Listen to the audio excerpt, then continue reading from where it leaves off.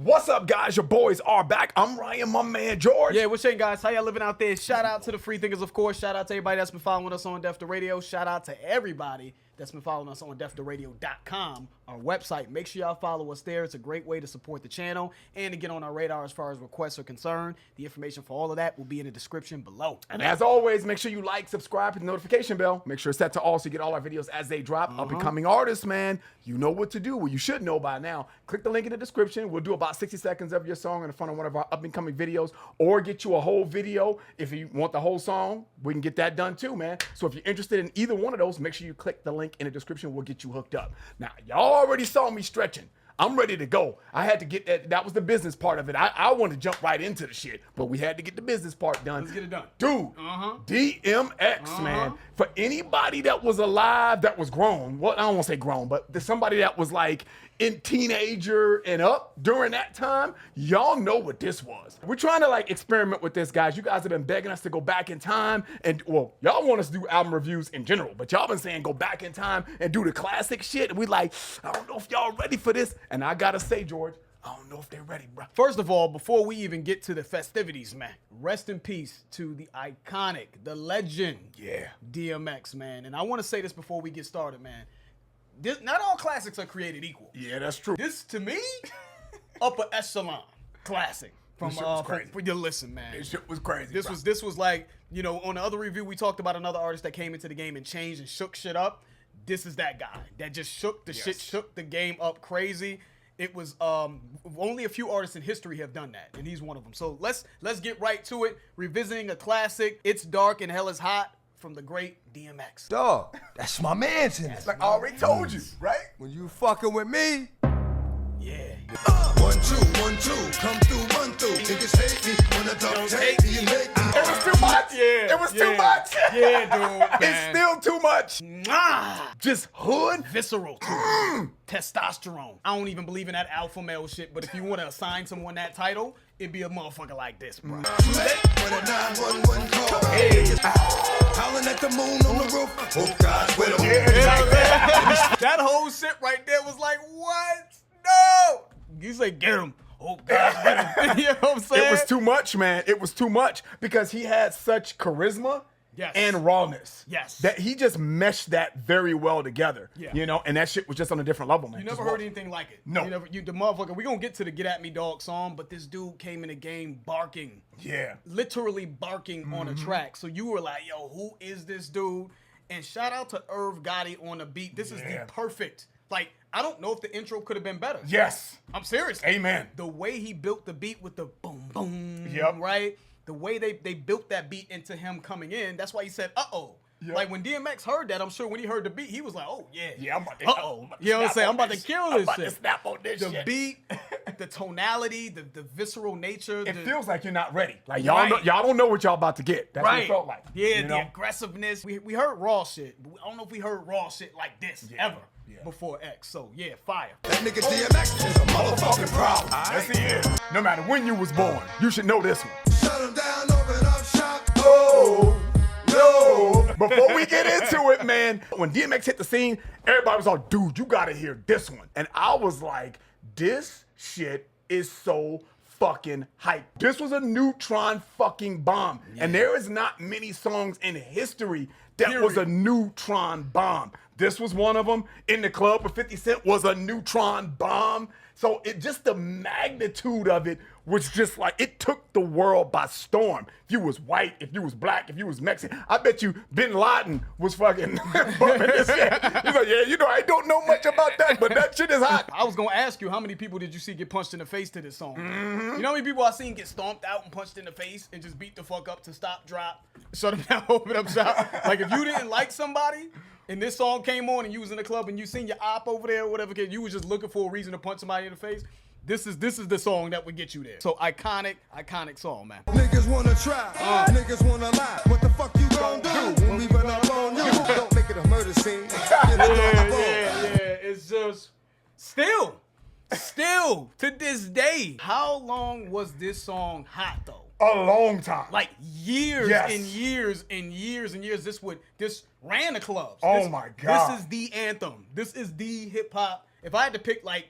hip hop anthem. There's like Naughty by Nature and shit, Yeah, like Hip Hop Parade and Yep, all that. uh-huh. And this is like in the top hip hop anthems ever. Let's go get the party guaranteed on a different level, man. And it got you in a crazy mode, man. This is the Rough Riders anthem. Like, this is for fucking.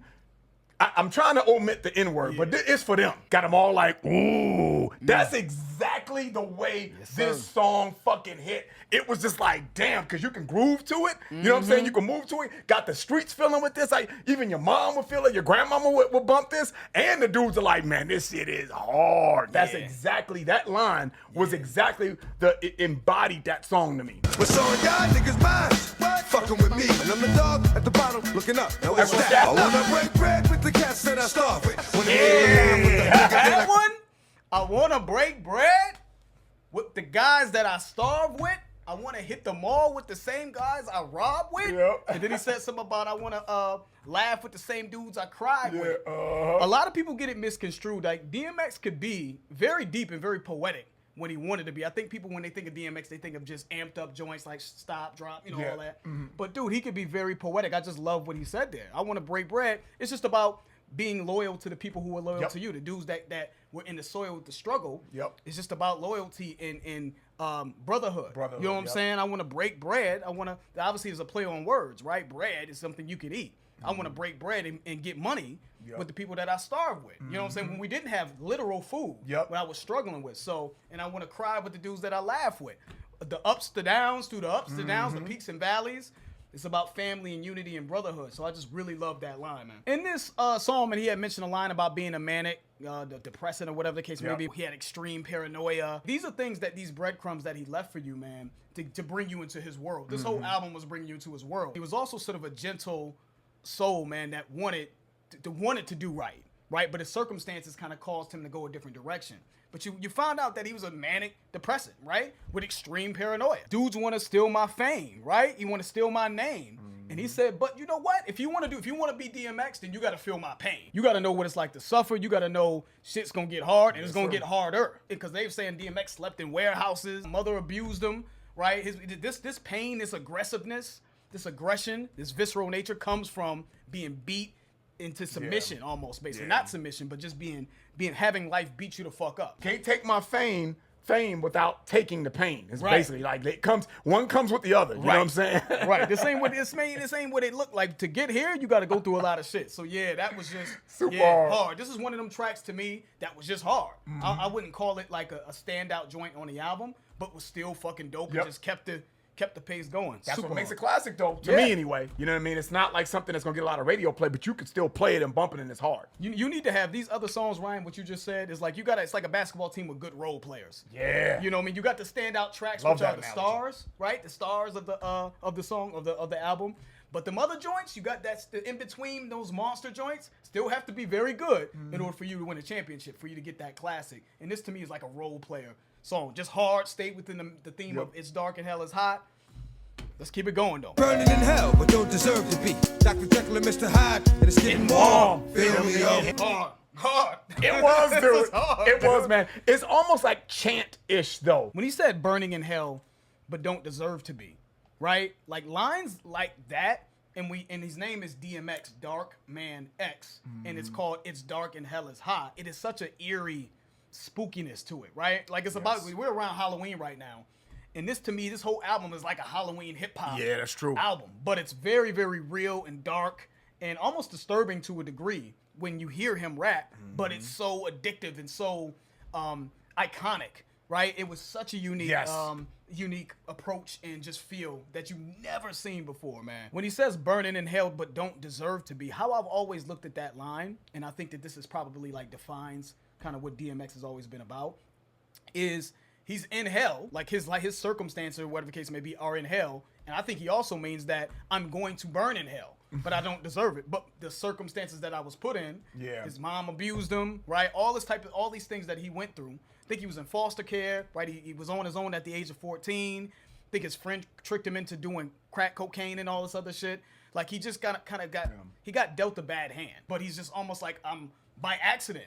You know what I'm saying? I'm burning in hell. Like it was a good kid, a pure soul that lost his innocence along the way. I feel like the circumstances kind of defined him. And he said like, you know, this shit gives you goosebumps, right? Like even X himself knows, and I'm sure you heard from other people, like I know that I'm sent here for a deeper purpose, right? A higher purpose, it feels like. Like when I come in, I give you goosebumps. I can tell that y'all haven't felt this in a while. You know what I'm saying? You haven't felt anyone like this or seen anything like this. So he was just very aware of how he came in the game. He was just like, I'm shaking shit up. Hey, what must I go through to show you shit is real? Now I commit the crime. When it's all, we transform like Optimus Prime. Softest niggas, money with the biggest mouth. Yo, let's off this nigga. He's like, buddy with the biggest mouth. Yo, let's off this dude, man. The loud mouth with all that bark. No pun intended. That's the main. We going at him first. This shit was like marketing for thugs and killers. You know what I'm saying? You want to be killers? Get at me, dog. You want to be killers? Get at me, dog. That's a great way to look at it. That's what this felt like to me. Come like, on, come on. Yeah. If you about that life and you a killer, this is like the marketing, mass marketing for all the killers and thugs. Go Come ahead on and fill out over. this application. Yeah. You know what I'm saying? Yeah, y'all niggas wanna be killers? Get at me, dog.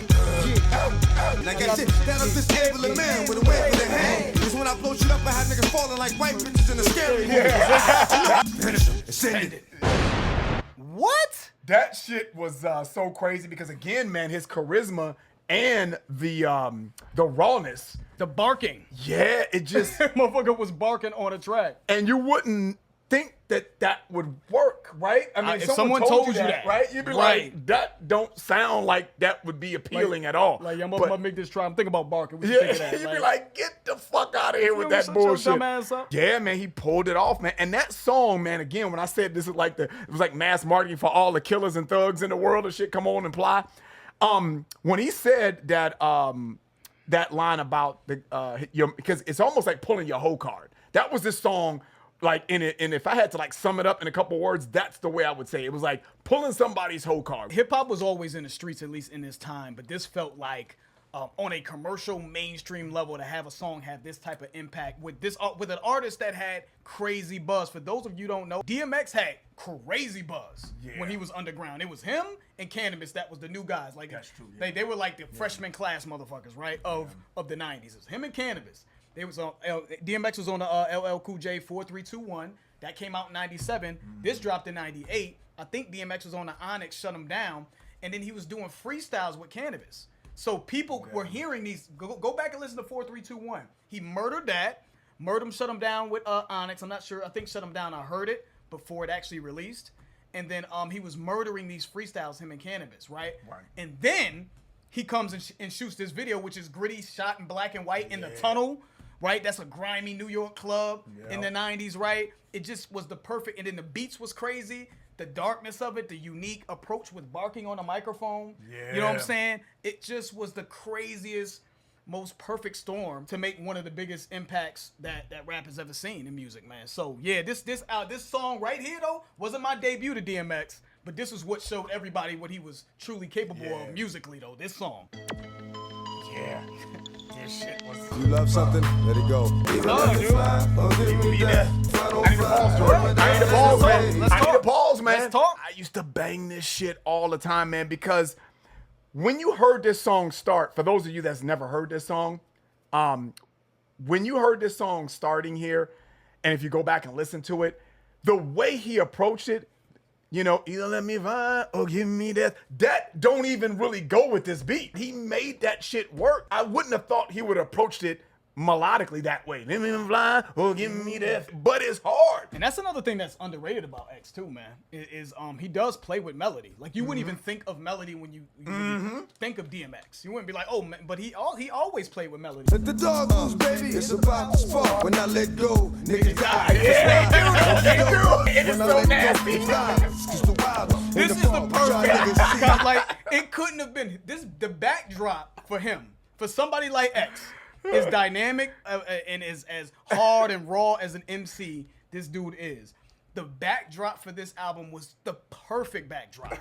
This shit is spooky, it's eerie, it's funk, is, man. right? It's dark and hell is hot. Then you hear doo doo doo. Yeah. Every song, most of the songs on here have that dark, eerie, menacing feeling, like a scary movie. It You know what I'm does. saying? It And does. he's the perfect. That was the allure to him, and to me anyway. I felt like he embraced the darkness. I felt like he relished in that. I want this project to feel like unsettling. Dark Man X. I sold my soul to the devil, and the price was cheap. Call me the devil and give me the key, but can't be worse than the curse that was given to me. There's a difference between doing wrong and being wrong. Let my soul rest, take my breath.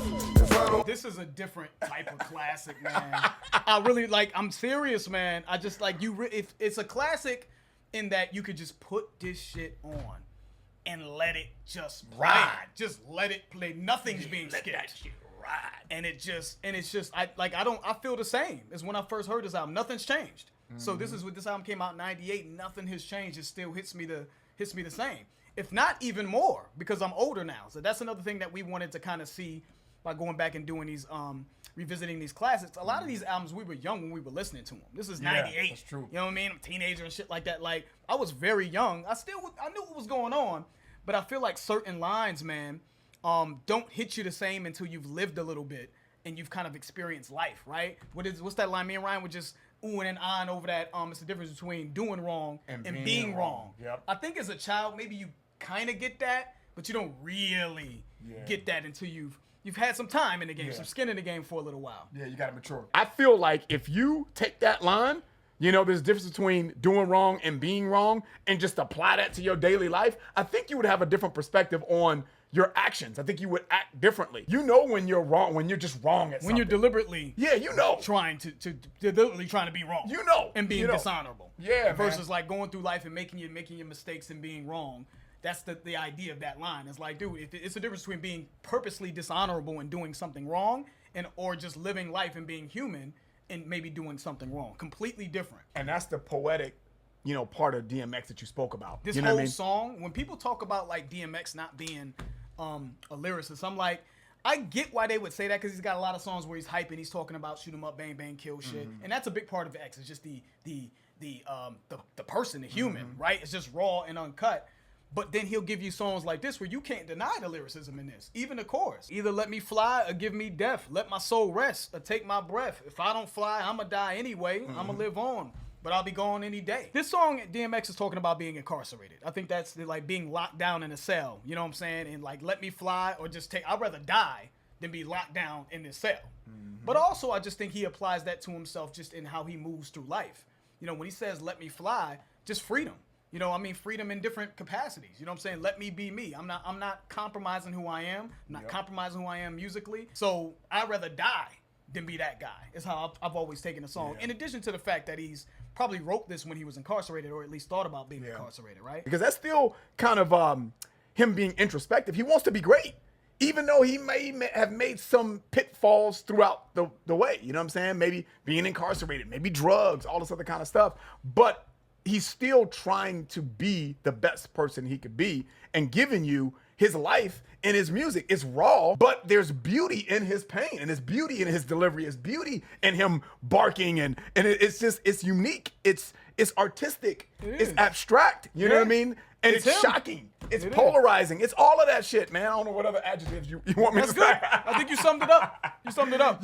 But that was DMX, man. I sold my soul to the devil, but the price was cheap. Sold my soul, meaning I did devilish things. I did things that was probably hurting people around me, hurting others, rob, selling poison to my community, selling drugs, all for the sake of the dollar, right? For the come up. His price was cheap because I felt like he feels like I ain't got shit anyway. My life ain't worth shit anyway, so I gotta make a deal with the devil just to be successful in this world. You say you hungry for knowledge, so here it is. So eat it, but you don't take the knowledge. What if his birth was a miscarriage and I never existed?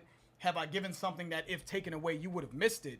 Didn't know, yet I persisted. It was the call of the wild. I merely say what's in my heart. Y'all just call it a style.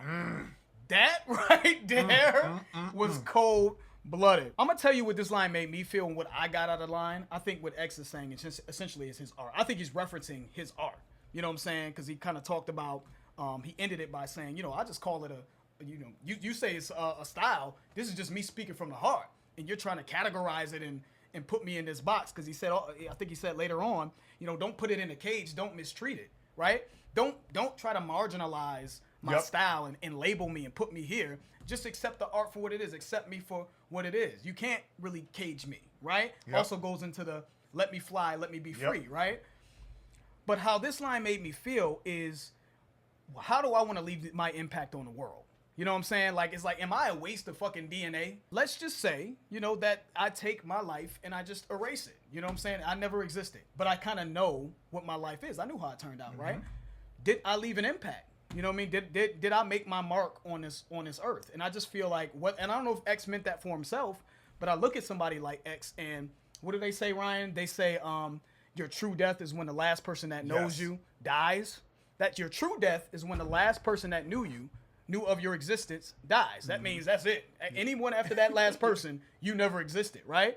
And I think of someone like X, he will live on and on. He's going to have a true death that spans far beyond many of us or most of us, because he left his mark. See what I'm saying? So it just makes me feel like, I feel like the line is making me think like, yo, you know, what impact do I want to leave on the world? Am I a fucking waste of DNA? What did I do? So that's always made me feel that way. And I just think that's a brilliant line. And it's beautiful. It's so beautiful, so poetic. Yeah. It's a brilliant line that I think relates to his career, but also I'm relating it to, that's how I relate it to me personally. So great line.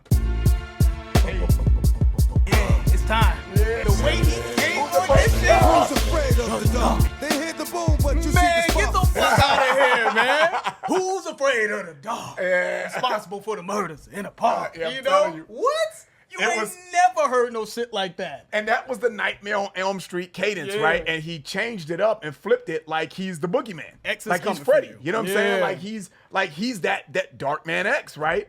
And again, man, just playing on that dark, sinister, but hard, but still like I'm about the streets though. You know what I mean? Yeah. So it was just a perfect storm of just darkness and charisma meets violence. And shout out to Dame Grease. I know that P Killer Trash. Shout out to P Killer Trash for making this beat. He destroyed this beat.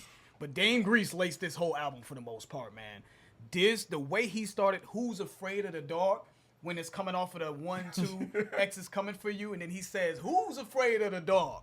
Responsible for the murders in the park.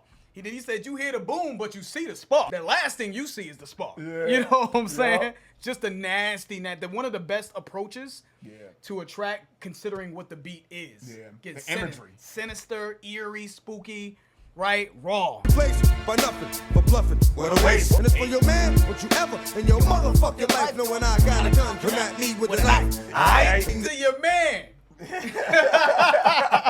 Like, you know, don't you ever, in your motherfucking life.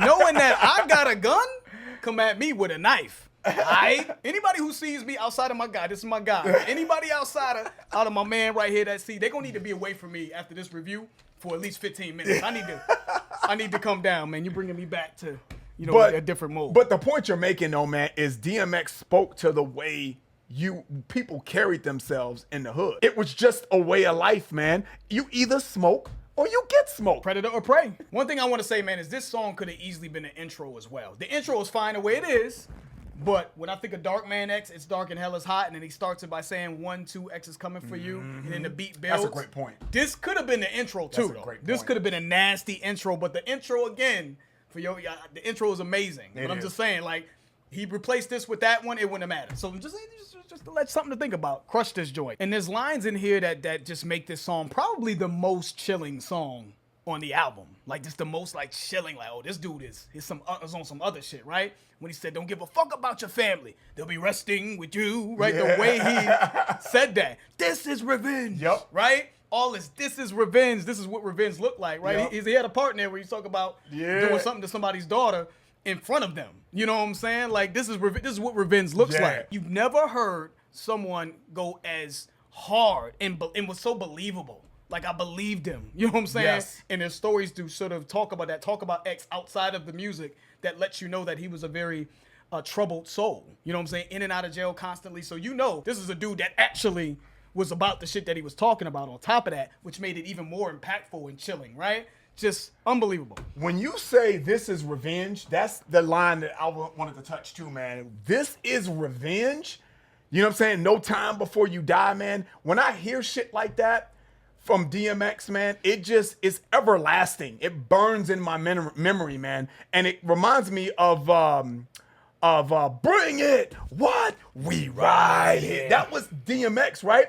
And he had a line in that song like, you know, bring the noise. And you better come with the motherfuckers you don't give a fuck about because you're going to lose your boys. You know what I'm saying? That shit is so menacing because it's like this motherfucker is really going kamikaze out here. You got to rip this motherfucker's heart out to beat him. You know what I mean? That's what it feels like. I mean, better kill him. Right, exactly. You can't let him survive. You know what I'm saying? And for him to say that, you better bring motherfuckers you don't give a fuck about. Yeah. Because if you bring your boys, you're gonna be attending a lot of funerals. You better bring motherfuckers that you just met today. Can you imagine somebody coming at you that don't give a fuck if they die or not?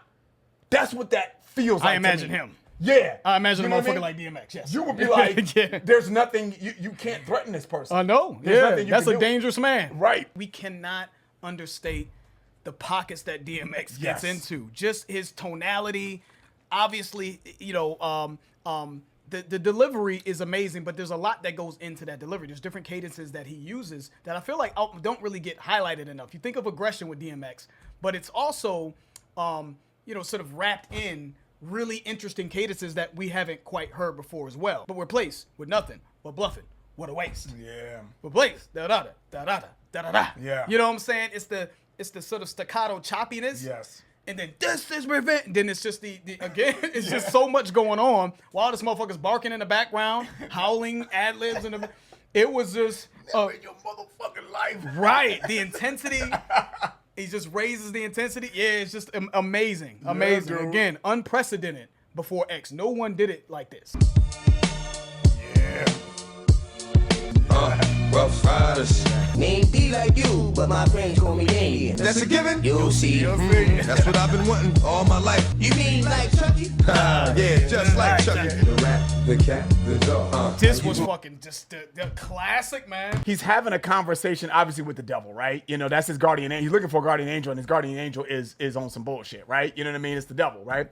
And when you talk about, you know, selling your soul to the devil and the price is cheap and all this other stuff, and him making songs like this, and the chorus is the snake, the rat, the cat, the dog. A snake is someone that's two-faced, right? Mm-hmm. A rat is a snitch, someone that don't have your back, right? So disloyal. This person, Damien, is all of those things. You know what I mean? But, you know, if he can make me famous and this and that, I'm gonna roll with it. So the way I always took this song is DMX is destined for greatness, but at a high cost. Yes. And I kind of feel like that's been his life. And when he says, how you gonna see when you living in the fog, I feel like Loaded Lux, shout out to Loaded Lux, he had a little battle rap where he was talking to this other guy called Calico. He's another battle rapper. And on the stage, he said, you're just a lost N-word, right? You're a lost dude. And that word, in living in the fog and being a lost dude, to me is the same thing. Mm-hmm. I think living in the fog means, how you gonna see him when you're in a state of confusion? Confusion meaning you know, you have no guidance. You in the streets running wild, you know, broken. I'm thinking of broken parents, broken households, parents, motherfuckers coming up in foster care, you know, no mentors, no father figures that cause you to live a life of crime. And you're thinking that this is the way to live your life. You're in the fog, you're in the streets, you're gone, right? No guidance, right? How are you gonna know? How are you gonna be prepared for the snake? The snake is the deceiver, right? Mm-hmm. The guy, the backstabber, the rat, the snitch. The cat, to me, is pussy dudes. You know what I'm saying? There you go. You know what I'm saying? Make pussy. I just looked at cat. That's cool. You know, it's pussy. And then a dog. The dog to me is like loyal, because the DMX is all about dogs. It's all about loyalty and holding you down. But you're not gonna be able to tell who's who if you're living in the fog. In the fog, yep. I like that. A lot of times, man, when decisions are made making deals with the devil, the devil comes when you're at your most vulnerable state, right? When you need something to change, when life is hard, you should be going towards God, but you're easily manipulated and influenced at that time because you're in the fog, you're struggling, you're, you know, looking for any ways to get money by any means necessary, right? That's when the devil comes in and grabs you and snatches you up. So that's how I've always taken this song, but I thought it was brilliant storytelling from DMX. Yeah. Having that, you know, when you had the voices and shit, it could be a little cheesy sometimes, but I thought he still pulled it off. And I just thought that this was, again, we're talking about storytelling. We're talking about just street joints. We got a joint for the ladies that's coming up. You know what I mean? That we're going to get to as well. Just so many cool, interesting things that were unprecedented were done in this album that we haven't quite heard like this before. And again, man, just another dark, eerie, you know what I'm saying, spooky ass beat that again stays within the theme of It's Dark and Hell is Hot. This shit was legendary. Who dick you sucking? I gotta spell it out for you. Do I got to holler his name? That's so ridiculous. Yeah, this skit was ridiculous, but it was very legendary. Like, It was. everybody, you Yeah, know it what I'm was. saying? It was. We recited this skit, man. Type of games being played, how's it going down? 5411, size 7 and girl. Girlfriend, remember me from way back? I'm the same cat with weight cat. Looking at that ass, when me wanna do something tonight. When I See, right, he fucking burned this song, man. Yeah, he loved it. Yeah, George is laughing because he knows what I'm about to say. That's why he's like trying to, like this shit was hot. This shit was hot.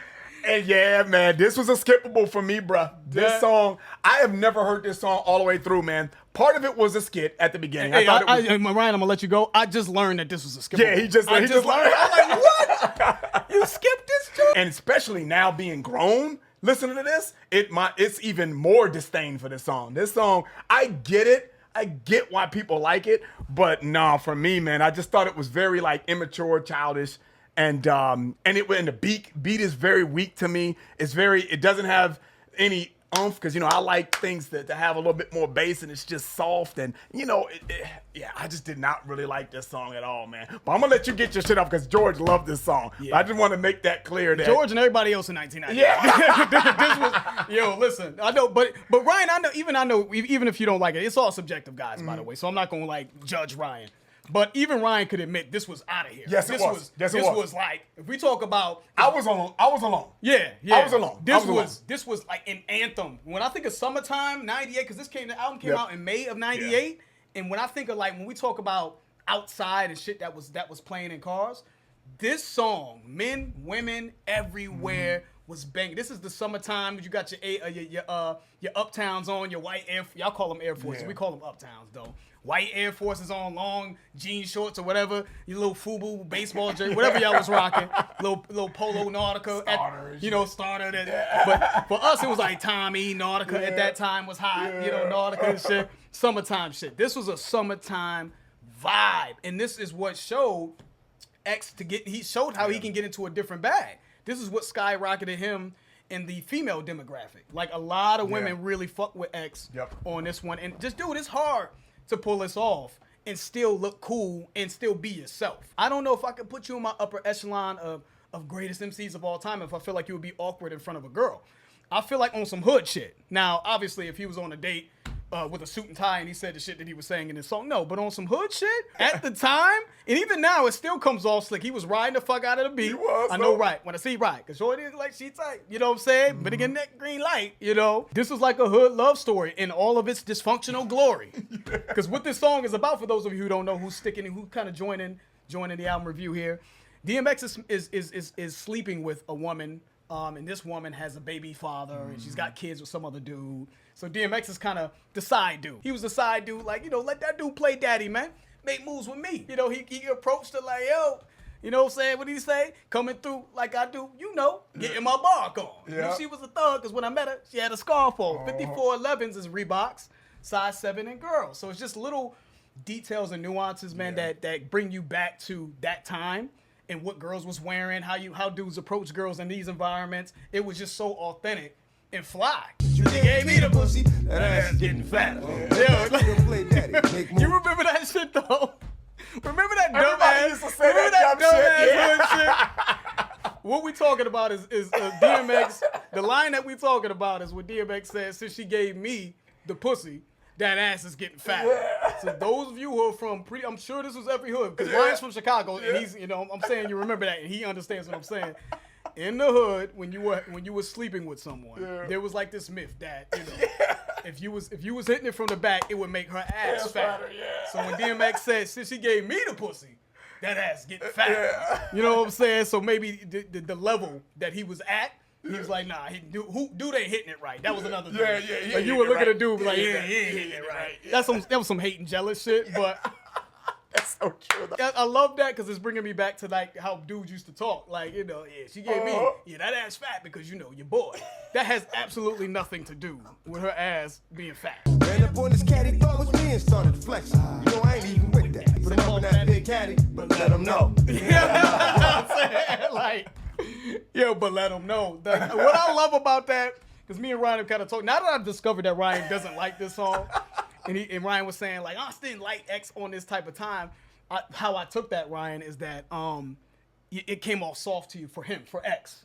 Right? Is that what you meant when you said you just didn't like it was too soft? Because I just don't like the beat either. The Okay. beat is just very, I just don't like him on this. I just don't like him on this. But I guess go ahead. Make the point. That's how I was saying. Go ahead, make the point. Yeah, 'cause I feel like I know where you're going with that. That he was still killing it. Yeah. So, what I love about this song was that this is a dude this is a love song. This is really like a love story. He fell in love with a girl that had a situation with her baby's father. He was the side dude, but he really was rocking with her, right? It's like a hood love story. It's dysfunctional, a love story nonetheless. So when you think of a love story, you think of like softness and sappiness, and it's romantic. I feel like DMX was still DMX. I still felt like when he said, then he slapped you, her baby's father slapped her because she said DMX's name while her and her baby father were having sex. So he slapped her, right? He was like, I heard, then he slapped you when you said my name when y'all was sexing. Then her baby's father ran up on some cat he thought was DMX and it started flexing. He saw somebody that looked like DMX and he wanted to beat him up. And DMX got wind of that. He was like, what? You know what I'm saying? I leave that dude sleepy. I put him off in that big caddy. So he still had that thug, you know what I'm saying? Raw, that thug street element in there. Like, just because this is a soft, don't ever get it fucked up. I'm never off of that. You know what I'm saying? I got a different side to me, but it don't mean shit is ever sweet. And I think he did that in this song as good as you can do it and still maintain who the fuck you are. You know what I mean? That visceral side of you. I'm spending more time on this because I was caught off guard by Ryan not liking it. But, it's all subjective, baby. Man. Ain't no right or wrong answers here, bro. Shit, stay hot. Like Jigga said, niggas test you when your gun goes warm. With a snub nose, straight. They said all the miss you straight. I stay fucking with a hood rat, so I run up in a rat hole. Hey. Yeah, this was hard though. Another storytelling joint, another feather in X's cap when it comes to just telling a story. Yeah, man. This shit right here, man, embodies DMX to me. You know what I mean? When I heard this, man, he has a line in this song like, I put the harness on the dogs, load up the weapons, murder on my mind, you know what I'm saying? No half-stepping, something like that. I put the harness on the dog. Let's go. Y'all ready? Let's put the harness on the dog. Load up the car, bruh. Let's go. That imagery is DMX all day. What really stuck out to me about this track is how cool it was, though. You know what I mean? It didn't have this typical aggression that we get from DMX. It was just like telling him on some cool fly shit, though. Yeah. To me, I could see him leaning on a lamppost or some shit. You know what I mean? Flipping a quarter. You know them old school film noir joints like Dick Tracy movies. Shit, just a cool flipping a quarter, telling a story, to some kids or some shit or whatever. Like it has a coolness to it. Boom, boom, boom, boom, boom, boom, boom. Got the bass in it. Shout out to Irv Gotti. Yeah. Irv Gotti was a big part of DMX's rise, to be honest. DMX was on some robbing, killing shit, and then the police was on a manhunt looking for him, and that's essentially the whole story. It's just police was looking for him. It was a manhunt, and he was running up in project buildings with girls. Like you say, what did he say? I used to fuck with hood rats, so he was running up in their apartments to be hid, right? So he was a fugitive essentially, right, from killing someone. So but that's what this story is about. But it was told in such a smooth ass, slick way, and gave another pocket to DMX, another bag. Almost like mafioso, right? Yeah, kind of. Like it's just a smoothness. It's very, very smooth. Yeah. It's a very cool, laid back delivery that made this shit just its own thing, even on this album. Because a lot of this album is menacing, aggressive, right? Hard hitting, street. Right, this is still street, but it's just smooth, laid back. I've been eating long enough now, stop being greedy. But when it gets dark, it's like a nigga's having dreams. All night then. Will I think death is wrong, so I'ma keep. Yo, the way he is weak. First of all, it's like it's two personalities in this song. He goes from, I think death is wrong, cause if it called for me to force my way in the dog, right? The way his voice inflections played into the cool calm, it's almost like Dr. Jekyll, Mr. Hyde, to like, which one was the crazy motherfucker? Hyde? I don't know the which monster? one. I think it was Hyde. I think Hyde, if Dr. Jekyll was like the calmer one, and Hyde was the monster. Yep. That's how this song felt to me, like split personalities. Yes. With this crazy ass spooky organ in the background. Man. It was so hard though too, man. The beat is hard, man. The way he flowed, to your point, was hard, man. And I just love what this song's about. Like, Stop Being Greedy. The way I took this is he's talking to like all these other artists that are fucking already put on, in the music game and shit like that. Stop being greedy. Let somebody else eat, because I'm about to come take your plate now. Like that, like I'm on the scene now. You done ate long enough, man. You know what I'm Make saying? way. Stop hating. That's right. Let me get mine. You know what I'm saying? Or I'm going to snatch the plate. I'm going to take it. Like, dude, it's my time. Everybody has their time to shine, right? This was his time. And it was. That doesn't happen where you just come out with an album and you just, Dude, this just fucking out of here. So this he was a #1 album, right? And then he dropped Flesh of My Flesh, Blood of My Blood, another #1 album in the same year. Yeah, that's a great point. Platinum, like, dude, I don't know where they're at. I'm sure he's probably close to diamond if he's not already diamond on these albums. Like this, he dropped 2 #1 albums in the same year. To get one #1 album for a big time artist ever is an amazing achievement. To get 2 #1, and both them joints is arguably, this is definitely a classic. Maybe we'll get the Flesh of My Flesh, Blood of My Blood. We gonna that say was hard too. Dude, my ribs are touching. I'm hungry, man. don't make me wait. Yeah, so if you making me wait, bro, you know, I may have to just snatch your shit. Fall is what I get sick with. I've been eating long enough now. Stop being greedy. Dogs like scratch, shake, and hold all night. Begging me to stop, but at least he died.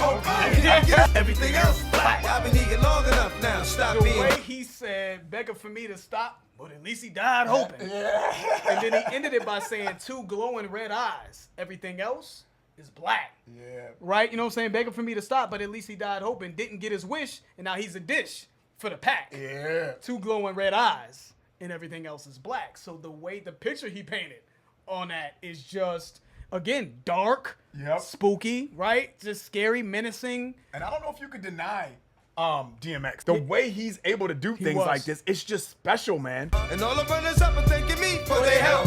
Locks off the cage with the buckshot stacking. Going through you, hit your mother. Because you've been lucky all day. That's when your luck stop. Man. I've been lucky all day. With the buckshot. Just the way, how visceral and how mean and just vicious this was so. But when he said locks off the cage with the way his voice sounded, it was menacing, right? The tonality of it. What I love about this, how I've always taken this song, right? When he's in the 3rd verse, he says, "When the sun is up, the gun is up on the shelf, and all the runners up is thanking me for their help." Yeah.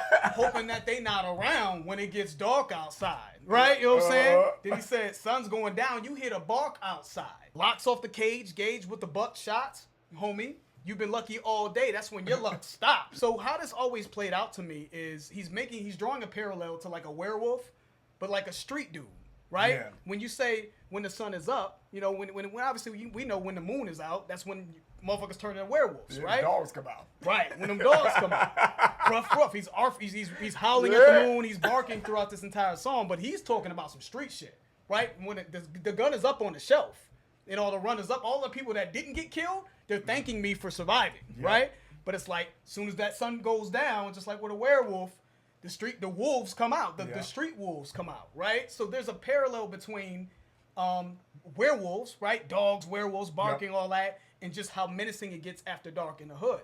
The parallels that he did there was so brilliant to me. It was nasty. You don't want to be outside in any hood. No. In any serious hood, in Chicago, in city, New York, or whatever, you don't want to be outside when it gets dark because the gun. Scared to come outside.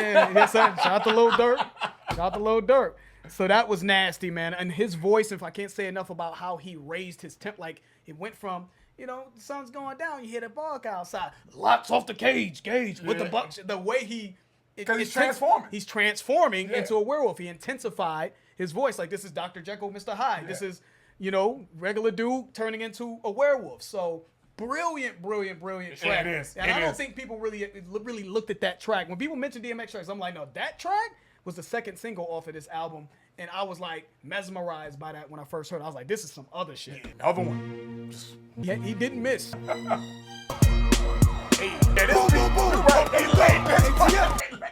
P Killer Tracks. Oh my God. It is so fucking dope, man. And it's so crazy, George, because when we decided to do this, guys, I was like, yeah, you know, that was great. And it makes me go back to it. I haven't heard this album in its entirety, dude, in so long. And that's why this just hit me like that. Like, yeah, you know what? You're right. Again, another one. Boom, boom, boom. Open the door. ATL. What you want me to do? Big Carlos. What the fuck you doing, nigga? Trying to stay alive. Almost with that bitch. Like you said, nigga, almost. Death is in the air, and I don't know if it's mine. Hit the fire hydrant, get low for the shootout. Boom, boom, boom. Open the door. ATF. That was short but potent, man. You know? Kind of like edge of your seat, right? Telling you a story of ATF coming to the door. I can't even tell my girl it's too late to tell her to say that I'm not here. So it's just panic. It's like pandemonium and shit. Beep, Carla, what do you want? Because your girl like, what the fuck you want me to do? I don't know what, you know? Like, it puts you in perspective like, shit, I don't know what the fuck to do. You know what I'm saying? Like, call Carlos, we practice this shit, girl. This is not a drill. This is a cold red. Exactly, right? So I love that, man, because again, it's creative, right? Approaches it in a unique way. And this is a very unique song. It's short, but potent, impactful, keeps you at the edge of your seat, talking about, you know, being drug rated and shit like that. But that is another dimension of DMX, right? I love the detail, right? This is a storytelling song. And anytime someone says, again, that DMX isn't a lyricist, again, he's painting a very vivid picture with his lyricism in this song. And the beat is hot, though. The violins, the bells, the cop sirens going off. You can hear him breathing hard because he's running, doors closing, right? His girl screaming, I think. All of that made it such a cinematic experience, right? This whole album was very cinematic in a dark, sort of spooky nature, but this one was like adrenaline inducing. I wish we could all have like heart rate monitors because I feel like my heart rate went up listening to this shit. But the details, right? How the fuck did this happen? Must have been the new guy. Right? Like lines like that. So some new guy that he let in the crew, right? Ended up snitching on him is what he thinks led to this drug raid, right? You hear the car screeching off, Dame Grease. He almost hit somebody. He was just like, yo, almost killed her. He's like, yeah, like you said, almost. There's so many things, I think, if you were in this situation, which hopefully you never are, but if you're in this situation, he's really painting the picture of the string of emotions as well as the behaviors that would come to fruition. You know what I mean? The panic, the paranoia, right? You know, right. You know what I'm saying? So those are two different things that he's still painting that picture in a short, it's almost like a short story. Yeah. You know what I mean? A short movie type thing, you know? But potent, you know? Yes, sir. So 1, 2, 3, 4, 5 more clips, and you know, he's shooting out the window, fuck cracking the window, you know what I'm saying? I'm trying to, you know what I'm saying? I took the joint from my boot out. And your boy that picked you up, like he's getting thrown into the situation. Like, what the fuck did you do, man? I'm trying to stay alive. Like, what did you do? Trying to stay alive. That's what I did. Right. Death is in the air. I don't know if it's mine. Yeah, dude. Really, really dope. This is for my dog. This is for my dog. That spark that's in the nigga's heart, it calls him to shine. But you know that's how the act. This track to me was always, if there was one that could be a skip track on this album, it would have probably been this one. Still not a skip though. I still rocked it. Yeah. You know, still it's a good track, but it's exactly what it is. It's for his dogs. It's just for him to showcase people in his crew. Drag On, shout out to Drag On. Drag On had some shit. You know, Casino. Who else was on this joint? Big Stan. You know, Casino. Excuse me, Big Stan. These are guys that were just part of his camp that I just think he wanted to give a spotlight to. Yeah. This is for my dogs. You know what I'm saying? So that's what this song was. It always seemed like he was always about his crew. It seemed like that when he was alive, man. It always seemed like he wanted to hold them down. And he said how he started his verse, my people show me love and they haven't left me stranded yet. But then he said, you know, I thought I had a death wish that hasn't been granted yet. The way I'm taking that is, man, he's living his life wild and fast. You know what I'm saying? And when people say, do you have a death wish? It's usually you're doing something that you probably shouldn't be doing. It's sad to me because I feel like he really felt like, dude, you know what I'm saying? I do have a death wish. I know. You know what I'm saying? But I'm at peace with it. Can't be understated, though, that DMX was, like, obsessed with dogs. And it is well documented that he said he loves dogs more than people. You know what I mean? He says they're loyal, they're trustworthy, they don't lie to you, they don't deceive you, unconditional love. You know, so I just think that there's a theme going on in this entire album of him barking, you know what I mean, referencing dogs, you know, similarities to what a dog would do, right? I scratch, I sniff, and hold all night. He was obsessed with his dogs. And he's mentioned Boomer, which was a dog that he had before. So, yeah, man, dope. When it was hunger that stopped the nigga from going under. Gotta leave you in the desert and I hope that you make it. When you stand up, you see that I'm just showing love to you. I love that first verse on this song. First of all, shout out to Phil Collins, man. Yeah. It's just I feel like it's just such a magical song that is in my top upper echelons of favorite songs ever, any genre. I can feel it in the air tonight by Phil Collins, and this song has been sampled so much by so many fucking people. It's for a reason. Yes, for a reason. It's just a great song. The atmosphere of the song is just amazing. And I think by this time, actually, I probably had heard this song sampled even before this album, maybe a few times. I'm pretty sure I've heard other people sample it even before this came out. So I feel like when I first heard this album, I was like, okay, Phil Collins again. You know what I mean? It's from what I remember. But man, dude, X was talking on this song, Yes, man. he was. And I think he's talking to his children, if I'm not mistaken. I've always taken it like when he said, the best of y'all dudes remind me of myself when I was younger. You know, when it was hunger that stopped the dude from going under. And you wonder why I pat you on your head and smile, look in your eyes and thank the Lord for my child. But meanwhile, there's something I got to show you and hope that you can take it. Got to leave you in the desert and hope that you can make it. Got to put you on your ass and see what it does to you, right? When you stand up, you'll see that I'm just showing love to you. Other dudes will put a slug through you over your ends. Because if it wasn't me, somebody would kill you over something else. So I'm preparing you for those situations, right? Other dudes that aren't your dad, that don't love you, will put a slug through you, will kill you, right? I'm going to leave you in the desert and make sure that you can make it. Now, obviously, if you know, after a couple hours, he'd probably drive out there and get him out the desert. But the point is, That's metaphorically speaking. Right? I got to put you on your ass to make sure that you can get up, right? So it's about resilience, right? Yeah. Preparing you, building you up, breaking you down to build you back up like they do in the Army so that you're tough enough and ready for war, right? And I feel like that's how I've always taken this from DMX, that first verse at least. So really, really dope. Putting you through something that you may think I'm leaving you out in the desert. You know, you as the receiver, whether it's your child or a close family member or a close friend, I'm going to do something that you probably won't like. You know what I mean? Leave you out in the desert is just code for, okay, I'm going to not give you this money that you're asking for, and I'm going to let you figure it out. Not that I can't give it to you or whatever. You replace money for whatever hardship that person is going through. The desert is a hardship. I'm going to give you something that you're not going to like. It's going to be hard, but I'm hoping that you can make it because it's going to show me that you are prepared for the next steps in life. Because if you can't, now we got to work on that because, you know, other motherfuckers ain't going to do, they are just, they don't let you slide. They don't have your best interest at heart. You know what I mean? They're going to take it all, take anything and everything from you, you know? So I think that was such an important line that George touched, man. I really, really like that a lot. And again, yeah, shout out to Phil Collins. That song is amazing, dude. He said, some of us may do the winning, but we all do the losing. You know what I'm saying? Some of us may win more, a little bit more in life. How I'm taking it is some of us may win more in life, but ultimately we all gonna die. You know what I mean? We all will perish at some point. You know, so there's a lot of depth. I mean, we can really dig into this song, but then like, this is another example. When people talk about X wasn't a lyricist, what we just talked about, that is elite lyricism. Like he was a lyricist. People just get that misconstrued, but I think they're listening to some of those lead singles of those songs where he's just on his killer be killed shit. But really good songs. Again, not one of my favorites. Yep. But still passable. That was passable. Still passable. Absolutely. You tell me that there's love here, but to me it's plate. Plus with all the hate, it's hard to keep peace. But good's not too good for me. Yeah, that was hard. Am I born to lose or is this just a lesson? I may not come when you call, but I'm always on time. I'll let them in. It's hard. I love this song so much, man, because again, we all know DMX passed away, you know, before his time. You know, we know kind of how that played out, man.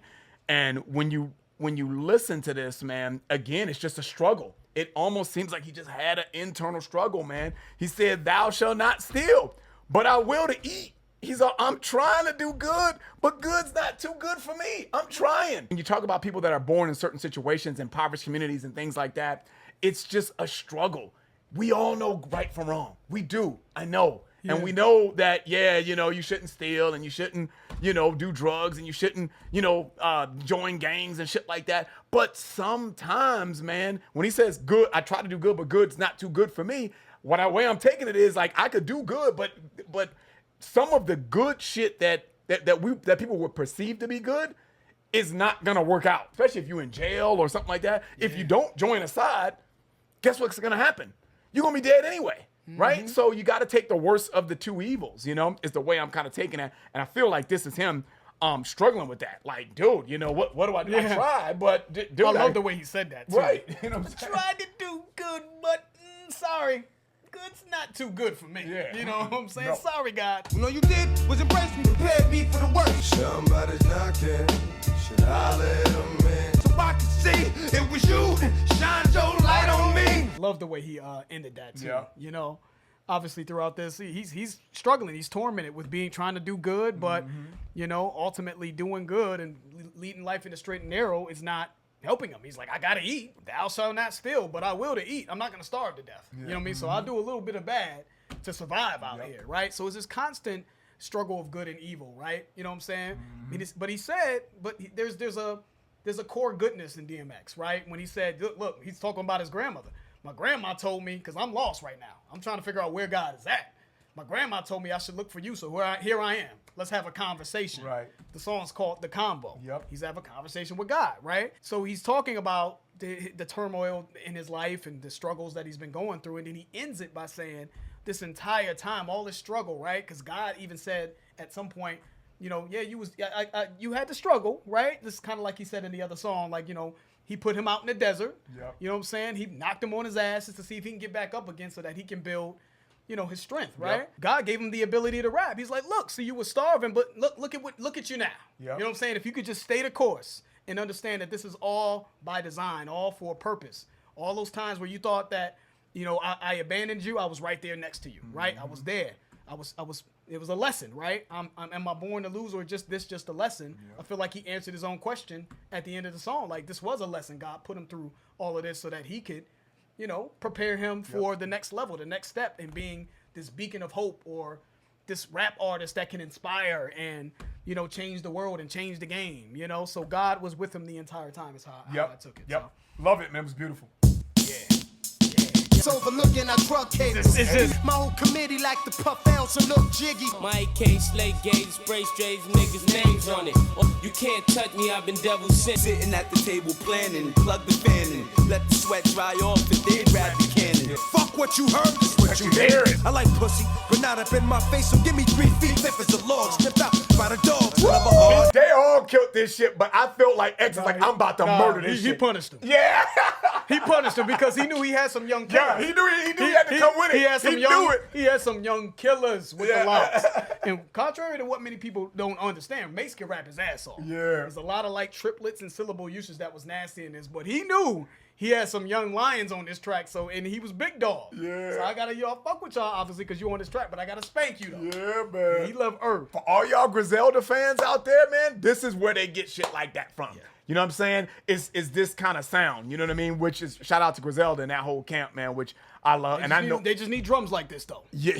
They get too happy with them looping ass beats with no punch. You know what I'm saying? This has punch.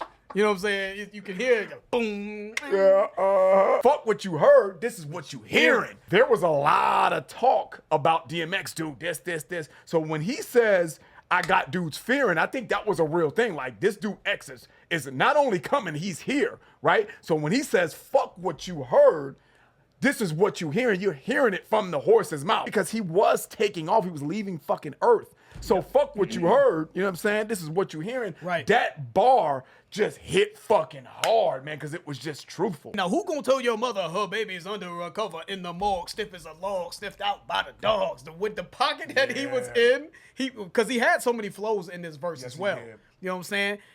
Well, I'm testing chickens and gay and dressing chickens and caressing chicken, right? That's these different pockets, man. In the midst of just being fucking hard. This is a classic New York street posse cut that was really trying to kind of highlight these guys that were on the come up, the Locks. I think they had Money, Power, Respect that came out at this time, if I'm not mistaken. I want to say that Money, Power, Respect came out in 98, the same year as this album dropped. But they, the Locks were still they were still youngins, you know what I'm saying? But they were with Bad Boy, but / Rough Riders. It was a kind of a transition thing for them as well. But man, dude, a classic joint, classic New York street joint. This was a staple in cars going up and down the block. Run for that's all you heard was this whole album. One thing I want to say, man, is just like when you look at like the people who really just seem to make impact on the world, man. Oftentimes, man, they're tormented souls. DMX didn't know how to be anything. He didn't know how to be fake. Yeah. He went through so much trauma. He was abused as a child. He was drug abuse, abandoned, went through, I think, foster care, in and out of jail. You know what I mean? Been in all types of crazy street situations, been deceived, backstabbed. You know what I mean? Slept in warehouses. I heard this motherfucker was sleeping in a warehouse after he got a deal. After he got his millions and shit, this motherfucker was sleeping in warehouses. Wow. I didn't know that. Just you know, troubled soul that had been through so much. You felt it in everything. And a lot of times, man, when we look at people and they say, oh, this person is this crazy. A lot of times, man, it's just that it's us that's just trying to fit within a structural societal norm. And it's the other people that we look at as weird or out of here that are actually just living and being themselves. They're comfortable in their own skin. You know what I'm saying? They don't know how to be anything else. Yeah. They don't know how to dress and put a tie. I don't know how to do that. I'm just me.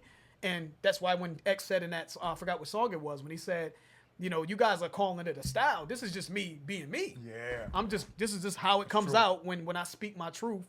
And it was just, he was such, rest in peace again, man. He was such a unique soul. I thought he had a heart of gold. I think he did some things that I'm sure that he regrets that tormented him later.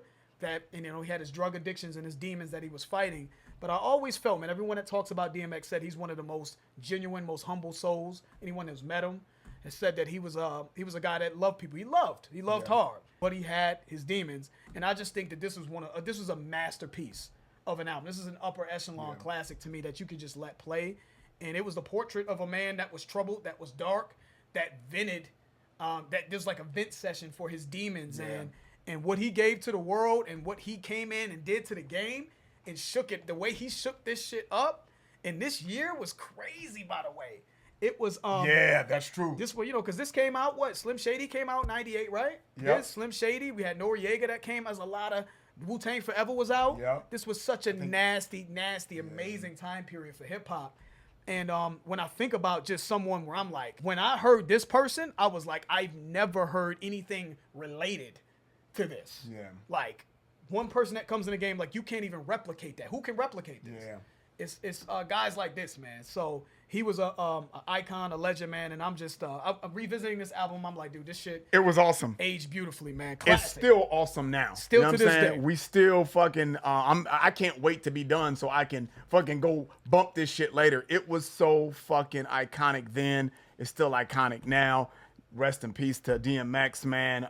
We just lost one of the true unique individuals that we'll probably never see again, man. Yeah. Just super dope, man. I hope you guys enjoyed this, man. We want to try to do more of these, man. These classic album reviews in general, but we really want to kind of go back and give just due to people like this, man. You know, it's just important. I would call him a trailblazer, but I don't think that anyone can really follow in his trail. Yeah, you know what I'm that's saying? true. It was just him and his own thing, honestly. So, yeah, man. Rest in peace once again to DMX. Shout out to everybody, man, that kind of, you know, that tapped into that video. Hopefully you guys enjoyed it. Let us know what other joints that y'all want us to do. Make sure y'all follow us on deftoradio.com, man. Put your request in there. Join the website. It's a great way to support the channel and what we got going on. The information for that will be in the description. I'm George. That's Ryan. Lost to Vegas. We out.